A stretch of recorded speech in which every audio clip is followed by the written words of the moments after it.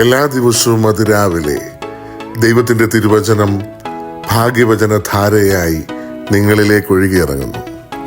ഭാഗ്യവചനധാര എന്ന ഈ channel subscribe ചെയ്യാത്തവർ ഇന്ന് തന്നെ സബ്സ്ക്രൈബ് ചെയ്യുക. ഞങ്ങൾ അപ്ലോഡ് ചെയ്യുന്ന തിരുവചന സന്ദേശങ്ങൾ യഥാസമയം നിങ്ങൾക്ക് ലഭിക്കുന്നതിനായി ബെല്ലൈക്കൺ അമർത്തുക. ദൈവം നിങ്ങളെ അനുഗ്രഹിക്കട്ടെ. ഭാഗ്യവചനധാര ശ്രോതാക്കൾക്ക് ദൈവനാമത്തിൽ സ്നേഹവന്ദനം. ക്രിസ്തീയ സഭയെ ആത്മീയ സഭയാക്കി രൂപാന്തരപ്പെടുത്തിയത് പെന്തക്കോസ്ത് നാളിലെ ആത്മപകർച്ചയായിരുന്നു.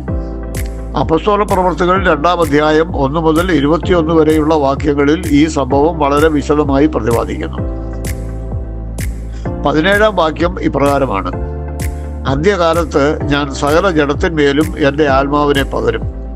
നിങ്ങളുടെ പുത്രന്മാരും പുത്രിമാരും പ്രവചിക്കും. നിങ്ങളുടെ യൗവനക്കാർ ദർശനങ്ങൾ ദർശിക്കും. നിങ്ങളുടെ വൃദ്ധന്മാർ സ്വപ്നങ്ങൾ കാണും. ഇത് ലോകമെമ്പാടുമുള്ള ജനങ്ങളെയാണ് സൂചിപ്പിക്കുന്നത്.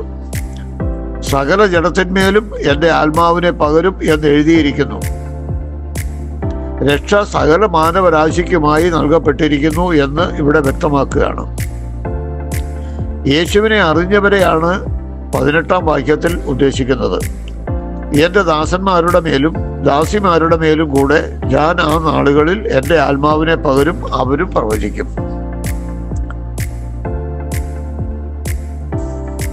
2-ാം അധ്യായം 1-ാം വാക്യത്തിൽ പെന്തക്കോസ്ത് നാൾ വന്നപ്പോൾ എല്ലാവരും ഒരു സ്ഥലത്ത് ഒന്നിച്ചു കൂടിയിരുന്നു എന്ന് നാം വായിക്കുന്നു.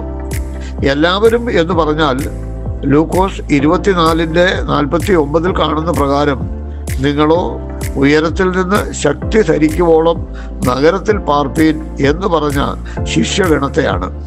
എന്നാൽ പ്രവൃത്തി 2:8 മുതലുള്ള വാക്യങ്ങളിൽ കാണുന്ന വിവിധ രാജ്യക്കാരും ദേശക്കാരെയും അവിടേക്ക് കൂട്ടിവരുത്തി എന്ന് കാണാം.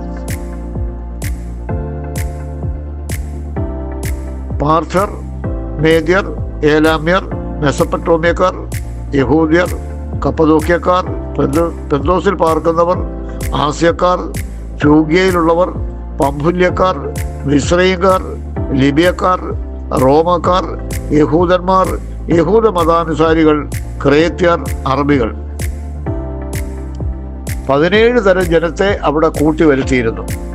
എന്നാൽ പെന്തക്കോസ്ത് ദിനം പ്രാർത്ഥനയോടെ ആയിരുന്നവർക്ക് ലഭിച്ച വരദാനങ്ങളും അനുഭവങ്ങളും അനുഗ്രഹങ്ങളും നിരവധിയാണ്. ഇത് 7ആയി ക്രോഡീകരിക്കാം. 1. പ്രാർത്ഥനാവരം. ഹൃദയം തുറന്ന് പ്രാർത്ഥിക്കുന്നതിന് ഉള്ള വരമാണിത്.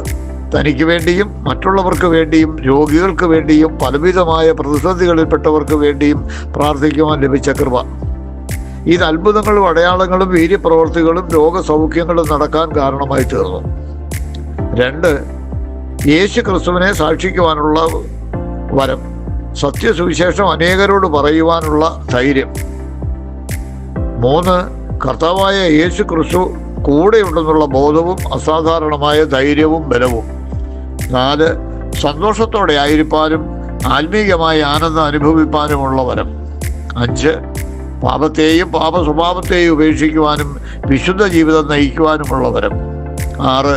ഞാൻ ദൈവകൃപയിലാണ് നിൽക്കുന്നത് എന്ന ബോധം. 7. വചനം പഠിക്കുവാനും പഠിപ്പിക്കുവാനും വചനം കേൾക്കുവാനും വചനം അനുസരിപ്പാനുമുള്ള വരം. ഇതെല്ലാം എല്ലാവർക്കുമായി സൗജന്യമായി നൽകപ്പെട്ടതാണ്. ചോദിക്കുന്നവർക്കെല്ലാം ലഭിക്കുക തന്നെ ചെയ്യും. കാരണം ഇതെല്ലാം ദൈവത്തിൻ്റെ ദാനമാണ്. പ്രാർത്ഥനയോടെ ആയിരിക്കാൻ കർത്താവ് എല്ലാവരെയും അനുഗ്രഹിക്കുമാറാകട്ടെ.